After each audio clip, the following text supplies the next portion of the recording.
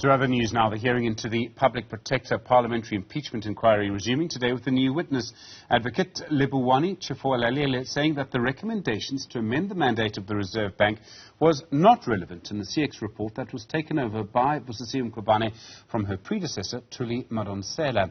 Tshiwalule, a former employee at the Public Protector's Office, testified before the Section 184 Committee that this was not part of the provisional report, and nor was it suggested by the person who lodged the original complaint. Newzroom Afrika's Athi Mtongana joins us now for more on the story. Athi, good evening to you. We're getting to know a lot more, learning a lot more about how this report was put together. How important is this evidence?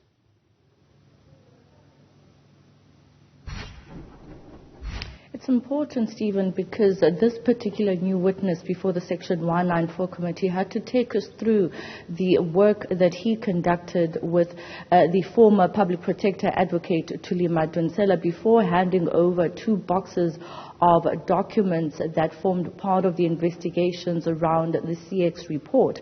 And so what he also noted before the committee is the material differences between the provisional report and the one that was subsequently released by Advocate Busisiwe Mkhwebane, the incumbent. And so I'd like us to listen to some of those differences that he noted.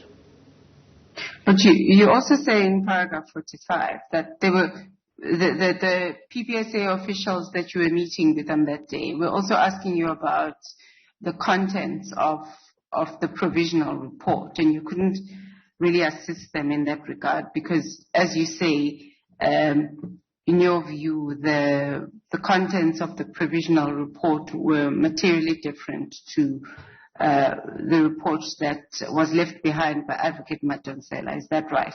Correct. So after I left the Public Protector's Office, I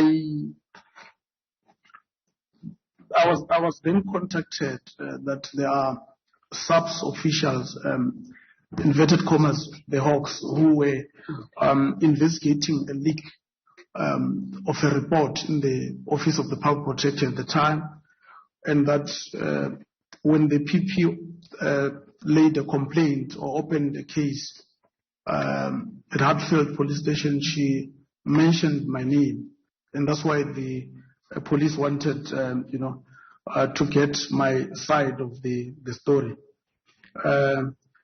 Then I obviously confirmed that I sent out the report to all the parties, and that I had nothing to do with the leak or the leaking of the criminal report.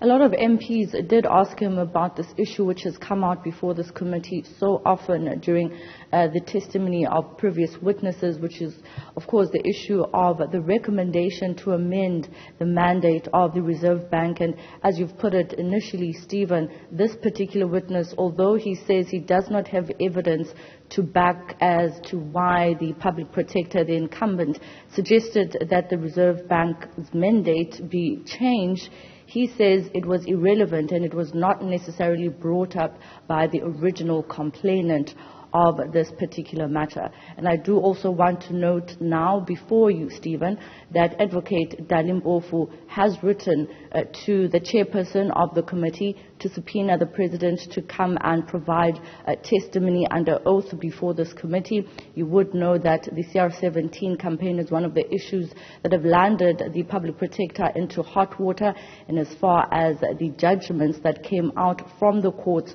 reviewing her reports implicating President Cyril Ramaphosa, this was at the back of the counsel for Advocate Busisiwe Mkhwebane writing to the president, who subsequently denied the voluntarily appearance before the committee.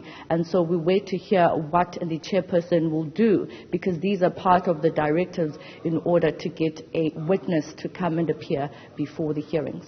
Athi Mtongana, thank you very much indeed for that live update from Parliament this afternoon on that process around the Public Protector.